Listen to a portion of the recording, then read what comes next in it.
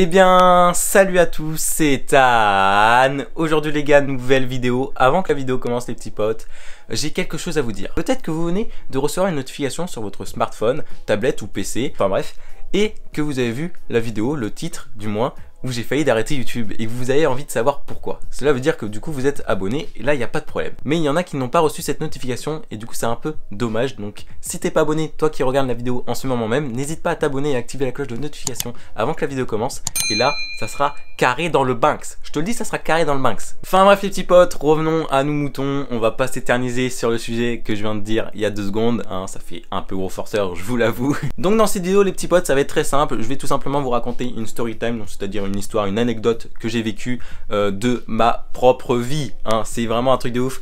Non, tout simplement dans laquelle en gros j'ai failli d'arrêter YouTube. Je vais m'expliquer au fur et à mesure de la vidéo. Donc restez jusqu'à la fin de la vidéo les gars, c'est très important si tu veux savoir tout simplement pourquoi j'ai failli d'arrêter YouTube.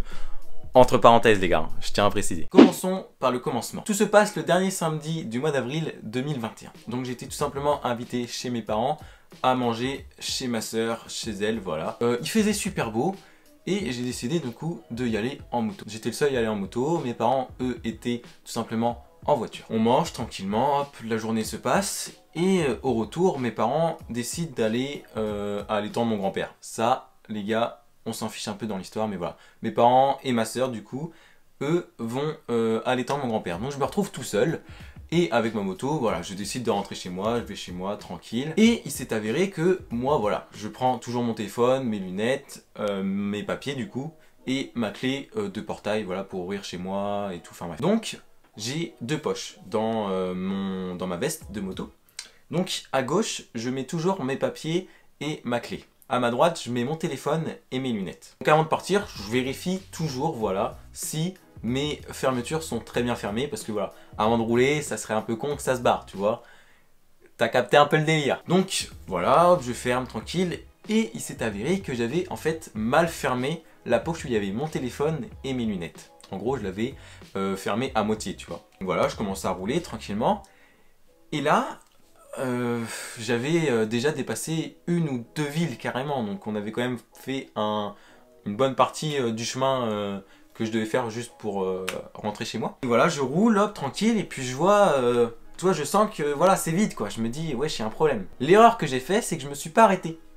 J'ai dit c'est pas grave, je vais rester à la maison tranquille. Pour toutes les personnes les gars qui font de la moto, enfin bref, des trucs à moteur de roue, scooter, mobilette, enfin bref, t'as capté. Dès que vous avez un problème, hein, que ça soit sur la moto ou même sur vous, que vous voyez c'est plus léger et tout, arrêtez-vous les gars et vérifiez si vous avez tout, s'il y a un problème ou un truc comme ça. Mon erreur c'est que voilà, moi je me suis pas arrêté et arrivé chez moi, voilà, et je prends ma clé. Donc du coup dans ma poche gauche, hop, donc, du coup je savais toujours pas si j'avais encore mon téléphone et tout. Hein.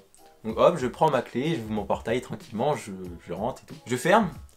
Et en fait, je vais pour ouvrir ma poche droite pour envoyer un message à mes parents parce que voilà, je sais pas les gars si vous avez regardé la vidéo comment convaincre ses parents d'avoir une moto. Bah voilà, j'avais dit en gros dans la vidéo qu'il fallait en gros un système un peu de confiance envers ses parents et moi mon système de confiance en gros c'est d'envoyer un message à mes parents quand j'arrive et quand je pars d'un endroit. Après chacun a son système de confiance avec ses parents.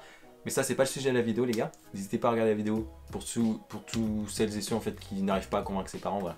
Elle s'affiche juste en haut à droite de votre écran les gars, n'hésitez pas. Du coup en gros voilà, mon système de confiance c'est d'envoyer des messages à mes parents et là en gros j'avais pas mon téléphone. J'avais pas mes lunettes non plus hein, mes lunettes aussi et mon téléphone s'était barré de ma poche en gros au cours du chemin. Alors en fait la poche elle s'est ouverte tout simplement parce que voilà comme je vous l'ai dit tout à l'heure, je l'avais juste fermée à moitié et du coup avec la vitesse voilà tu vois ça s'est ouvert et ça s'est barré. Donc là en fait à ce moment là les gars quand ça vous arrive, je sais pas si ça vous est déjà arrivé ou pas, bah voilà, en fait quand ça vous arrive, vous posez mais 1001 questions, mais genre vraiment. Donc là j'arrive, hop tu vois, je me dis ouais attends, ça se trouve je l'ai oublié chez ma soeur, ça se trouve je l'ai perdu à ce moment là, à cet endroit là, tu vois, tu te poses vraiment plein de questions. Donc là je fais ok, reprenons nos esprits, tranquille, c'est bon. Donc c'est pour ça là je vous dis que j'ai failli d'arrêter YouTube parce que les gars si vraiment j'avais plus de téléphone, parce que moi je filme avec mon téléphone, si j'avais plus de téléphone les gars, j'aurais pas pu filmer en fait. Après j'aurais pu filmer avec les téléphones à mes parents mais tu vois ils sont pas toujours là et tu vois t'as capté la qualité, ils sont pas toujours là, c'est un peu galère. Les batteries du coup faut la recharger quand j'arrête de filmer pour eux après ensuite,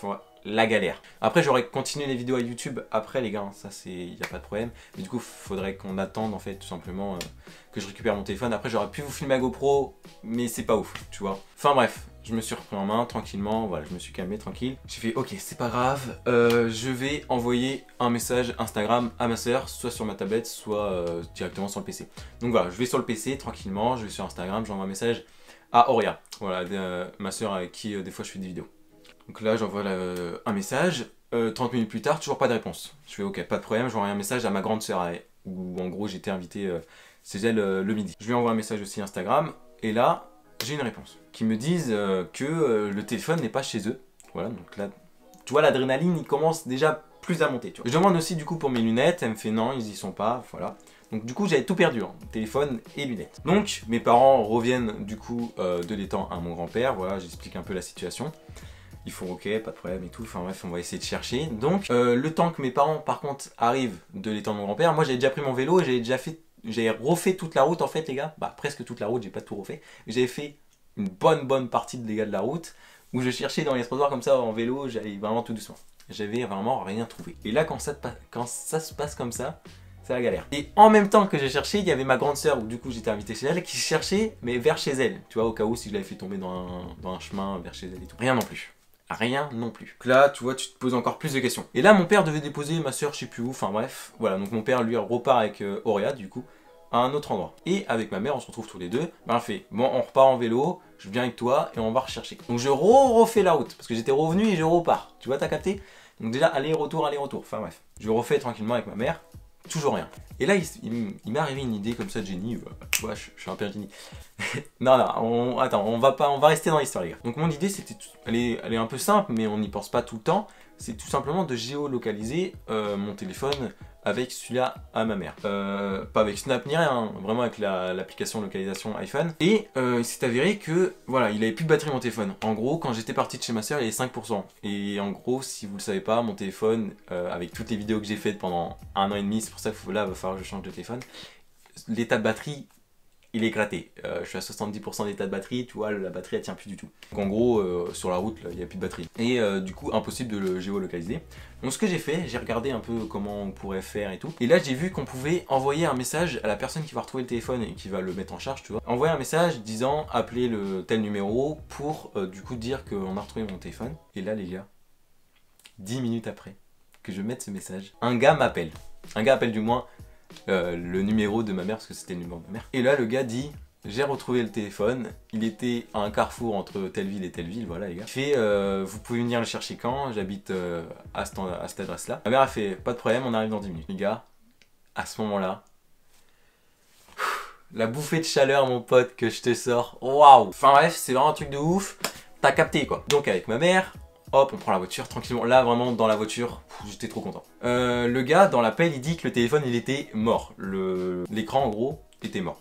Je me dis, ouais, j'attends, ok, bizarre. Donc, on va rechercher le téléphone et tout. Je regarde mon téléphone. Et en fait, l'écran qui était mort, bah, en fait, il n'y avait rien. En fait, l'écran, il était déjà mort, en fait, avant, en fait. Donc, je me suis dit, ok, bah, parfait. Et en fait, tout ce que le téléphone avait, c'était juste la coque. En fait, coque Rhinoshield, frérot. Donc, bah, merci Rhinoshield, les gars. Si vous passez par là, n'hésitez pas à sponsoriser la vidéo en même temps. Ça fait toujours plaisir. Non, mais, en fait, c'est juste ma coque qui a niqué le game, en fait. Elle a niqué le game, elle a protégé tout simplement mon téléphone. Et voilà, c'est carré, mec. Là, tu vois, j'étais vraiment trop content. Mon téléphone, il avait rien. J'avais retrouvé mon téléphone.